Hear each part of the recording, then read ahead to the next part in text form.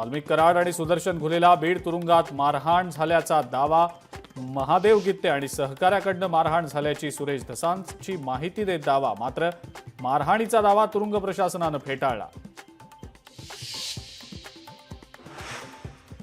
बीड कारागृहातनं महादेव गित्तेला दुसरीकडे हलवलं। गित्तेची संभाजीनगरमधल्या हर्सुल कारागृहात रवानगी। बीड कारागृहातल्या 2 कैद्यांमधल्या हाणामारीनंतर खबरदारीचा उपाय।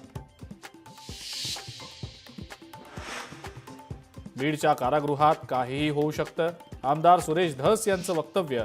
तुरुंगात आरोपींना व्हीआयपी ट्रीटमेंट, आकासाठी व्हीआयपी ट्रीटमेंट, स्पेशल फोन आणि जेवणाची सोय।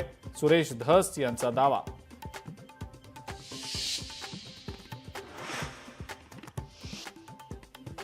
संतोष देशमुख हत्येतला प्रमुख आरोपी वाल्मिक कराड चित्रपट निर्माता देखील असल्याचं समोर। कराडकडे इंडियन मोशन पिक्चर्स प्रोड्युसर्स असोसिएशनचं ओळखपत्र।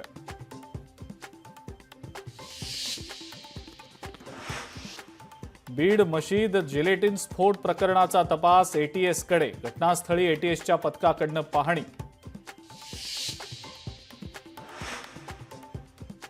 कुणाल कामराच्या अडचणीत वाढ। चौकशीला गैरहजर राहिल्यानं पोलीस कुणाल कामराच्या घरी, खार पोलीस कामराच्या माहीममधल्या घरी दाखल।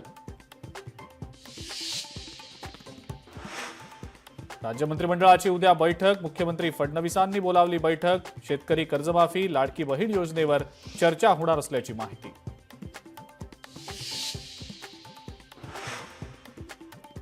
आणि राज्यामध्ये आता पुढचे 3 दिवस अवकाळी पावसाचा इशारा। कोकण, मध्य महाराष्ट्रासह मराठवाड्यात पावसाचा इशारा। वादळी वाऱ्यासह गारपिटीचाही अंदाज।